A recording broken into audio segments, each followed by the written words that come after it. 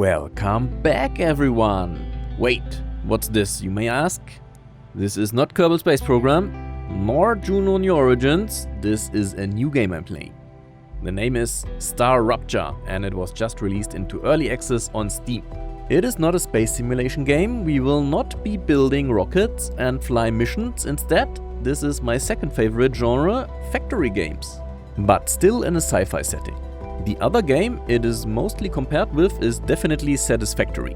If you know that one, it is basically the same but with two major additions: combat versus aliens and a sun that will rupture every few minutes and blow up right into your face and roast you, if you are not prepared, that is. So here are 5 things that I wish I would have known when I started playing and that I want you to already know when you start playing your playthrough.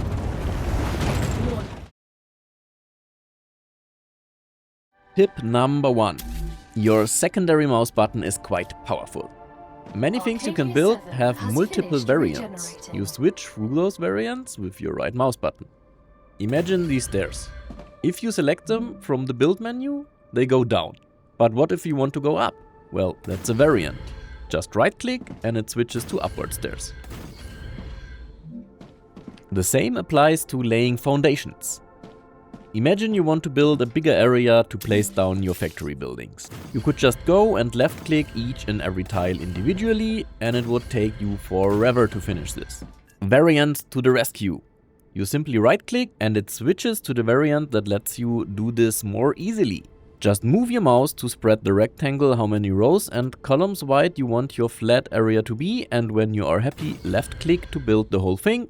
Easy. Just one more example, this rail connector. The standard variant always has the rail centered on that one tile, right? But what if you need the rail to be aligned on your grid, so between tiles, not centered on one? Simply right click to switch to the second variant. Now the connector is 2 tiles wide and the rails are actually aligned to the grid, not the center of the tile.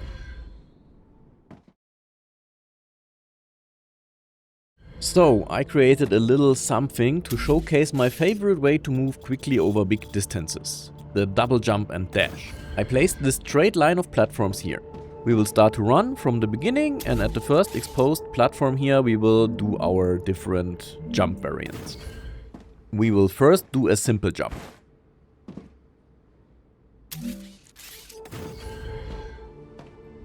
Then we will do a double jump.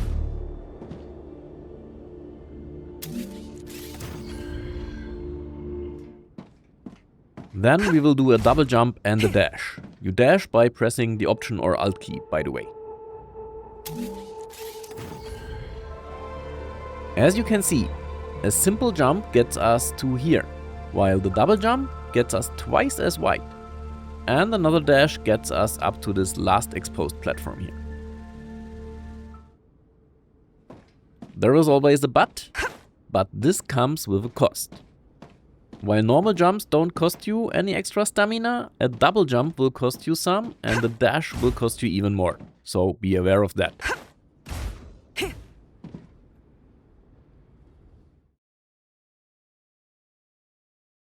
Tip number 3. Set your drone request priority of your storage buildings to low. Let me show you my current main production and storage site real quick. For every producible item, we split off from the bus that holds all items and go to the building that creates the desired item.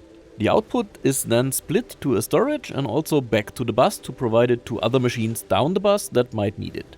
I already had the issue once that for some reason manufactured goods only went into the storage and not at all back to the bus. Normally it should be 50-50, but they all went to the storage. Setting your storage priority to low fixes that. Tip number 4. There are differences in the quality of the resource nodes that you will find. There are 3 levels of quality: impure, normal and pure. In the starting area you will only find impure and normal nodes. But even with those 2, I can show you how you can spot the differences visually. The impure ones have a lot of cracks in them, as you can see here. The normal ones only have some occasional cracks here and there, but look mostly good. I have yet to find the pure one, but I saw screenshots that show perfect resources that also have a bit of a rainbow glow or reflection on them. But the visuals are of course not the only difference. Much more important is the resource output that you will get from them. Look at this Impure miner. It will output 2 resources every 2 seconds. Look at this normal miner, on the other hand, it will output 4 resources every 2 seconds. Pure ones will output 8 resources every 2 seconds. My last tip is a website that provides a lot of useful tools already for StarRupture. It is called StarRupture Database and you can find it at starrupture.tools. They provide a database of every item and building and whatnot in the game with all available info about them. They also have a complete map with all resources, bodies, caves, etc. on it. A production planner lets you plan your factories and production chains in advance. And many other useful features. I'm pretty sure this will even improve in the future. And so that's it, StarRupture. So far, some hours in, it really reminds me of my early Satisfactory days. And if the early access phase will be anything comparable to Satisfactory's, I'm pretty sure I'll spend hundreds of hours in this game. And hopefully provide you more insightful videos of my journey, of course. Did you like the excursus to another game aside from KSP and Juno? Let me know in the comments, please. See you in the next video. Bye bye. The product is being inserted.